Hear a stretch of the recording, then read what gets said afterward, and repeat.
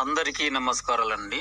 ఒక సందర్భంలో మా తండ్రి గారు భాషల గురించి వివరిస్తూ మన భారతదేశంలో సంస్కృత భాష అనేది చాలా గొప్పదని, అలాగే హిందీ భాష కూడాను గొప్పది. అలాగే ప్రపంచవ్యాప్తంగా ఇంగ్లీష్ భాష అనేది కూడా దాని యొక్క గొప్పతనం అనేది అందరికీ తెలిసింది. అయితే మనము పుట్టిన ప్రాంతీయ భాష ఏది ఉందో అది మనకు గొప్పది. అయితే అటు ప్రాంతీయ భాషలలో ముందు చెప్పిన 3 భాషలకు సంబంధించిన కొన్ని పదాలు అనేవి కలిపి కల్తీ చేస్తూ అందరూ మాట్లాడడం అనేది ఆనవాయితీ. కానీ మన ప్రాంతీయ భాషను కల్తీ కాకుండా మాట్లాడడం అనేది, అలవరుచుకోవడం అనేది అంత సులువైన పని ఏమి కాదు. చాలా వరకు చాలామంది ఇంగ్లీషు కానీ, సంస్కృతం కానీ, హిందీ కానీ మిళితం చేస్తూ సంభాషిస్తూ ఉంటారు. కానీ ఆయా ప్రాంతీయ భాషలను కల్తీ చేస్తూ మాట్లాడకుండా అచ్చంగా అట్టి ప్రాంతీయ భాషనే మాట్లాడడం అనేది అలవరుచుకోవాలి అంటూ వీలైన వరకు తాను అలాగే మాట్లాడేవారట. తాను చెప్పిన ఆ మాట విన్న నుండి ఇక నేను కూడాను నిజానికి మాతృభాషను కల్తీ చేస్తే అలా కలుషిత భాషగానే అలవాటు పడతామే తప్ప తెలుగులో అసలే కొన్ని పదాలు తక్కువ ఉన్నాయంటే ఇక చాలా మాతృభాష పదాలను దాని స్థానంలో వేరే భాష వాడడం వల్ల ఇవి మనమే మరుగున పెడుతుంటాం.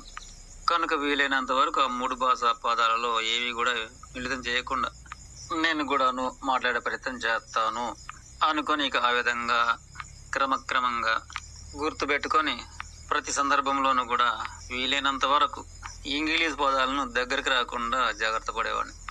ఇక సంస్కృతం అనేది వీలైనంత వరకు దానికి దూరంగా ఉన్నా సరే అవి ఎక్కడో ఒక్కడ కలవడం అనేది తప్పడం లేదు.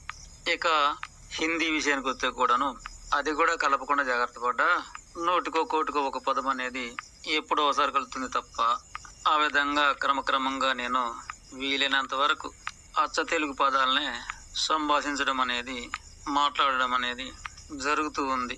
అయితే ఇటువంటి సందర్భాలలో మాత్రం ఒక ఇంగ్లీష్ తప్ప హిందీ, సంస్కృతం అనేది మిళితం చేసి పలకడం అనేది తప్పడం లేదు.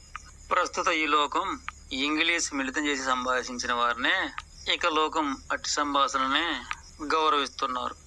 ఇది నిజమే కదా. అయితే మాతృభాషను కల్తీ చేసి పలకడంలో పలికేవారికి తప్పు అనిపించినా లోకం గౌరవించదు కదా అన్నట్లు చాలా మంది కూడాను ఇంగ్లీష్ని మిళితం చేసి సంభాషిస్తూ ఉంటారు. కానీ నేను మాత్రం మా తండ్రి గారు చెప్పినట్లే ఇతర భాషల ద్వారా తెలుగుని కలుషితం చేయకుండా తెలుగుతో మాత్రమే సంభాషణలు అనే వాటికి అలవాటు పడ్డాను. ఈ మార్గాన్ని చూపించిన నా తండ్రి గారికి నాకు గౌరవంగా ఉన్నా మాతో మాట్లాడే లోకానికి మా నోటి నుండి మధ్యలో ఇంగ్లీష్ పదాలు కానీ ఇతర భాష కానీ రావడం లేదు కనుక మాలాంటి వారి సంభాషణలో ఎంత మాధుర్యం ఉన్నా సరే మధ్యలో ఇంగ్లీష్ పదాలు వినపడడం లేదు కనుక ఇక మా సంభాషణను గౌరవం లేనట్టుగా ఊహించుకుంటున్నారు.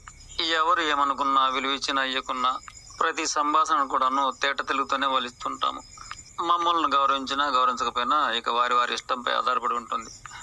మమ్మల్ని గౌరవించినా గౌరవించకపోయినా వారి ఇష్టాలపై ఆధారపడి ఉంటుంది. నిజానికి తెలుగు భాష గొప్పతనం తెలుసుకున్న వారికి అది మూలధనంగానే మిగులుతుంది కదా. ఇక ఉంటాను.